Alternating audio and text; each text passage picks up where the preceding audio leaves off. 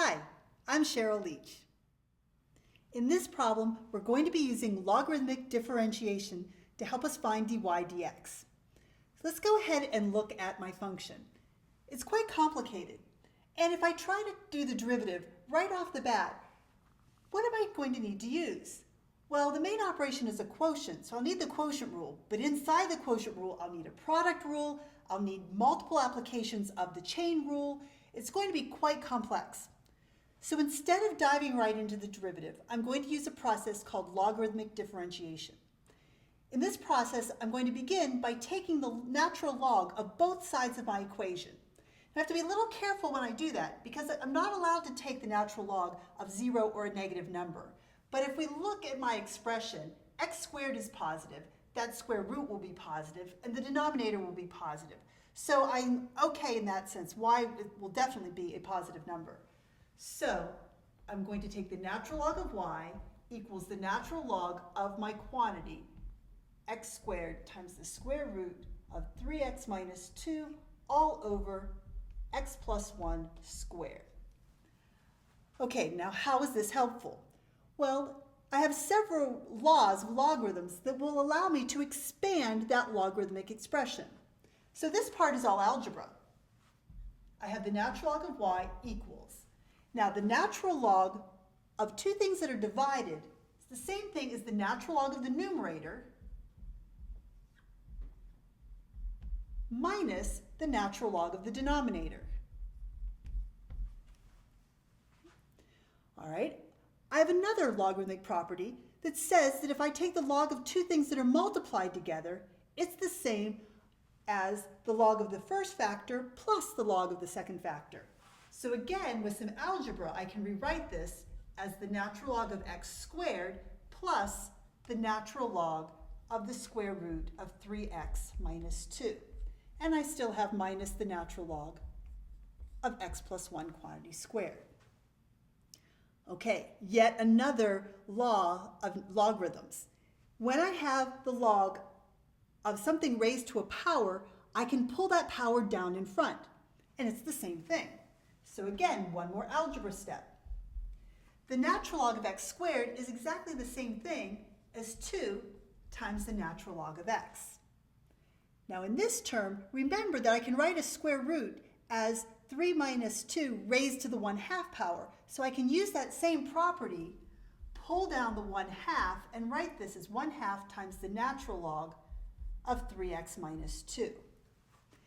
And I can take this 2 down in front and write it as minus 2 times the natural log of x plus 1. So everything I've done so far has been algebra based. So now I'm ready to take the derivative. But at this point, I need to use implicit differentiation because my equation's not solved for y. But I can do that. So let's go ahead and take the derivative of the left-hand side. So the derivative of the natural log of y is going to be 1 over y times dy dx. Okay, now my expression on the right-hand side still looks complicated, but the derivatives are actually easy because I have 3 terms that I'm adding and subtracting. So I can do each derivative individually. So we'll begin with the derivative of 2 times the natural log of x. That's a constant multiple, so that 2 gets pulled out. And the derivative of the natural log of x is just 1 over x. My next piece, I have a constant multiple again that can be pulled out. So that's a 1/2. And now I need to take the derivative of the natural log of 3x minus 2. Well, the derivative of the natural log is 1 over the thing you're taking the log of. So that's 1 over 3x minus 2. And by the chain rule, I need to multiply by 3. The last piece, I'll be subtracting 2, again that's that constant multiple, times the derivative of the natural log of x plus 1. Again, to differentiate a natural log, it's going to be 1 over the quantity that you're taking the log of by the chain rule times the derivative of this inside piece, which in this case is just a 1.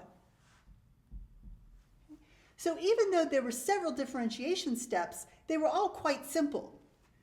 So let's see if I can do some simplifying to clean this up a bit. So I've got 1 over y dy dx equals 2 over x plus 3 all over 2 times the quantity 3x minus 2 minus 2 all over x plus 1.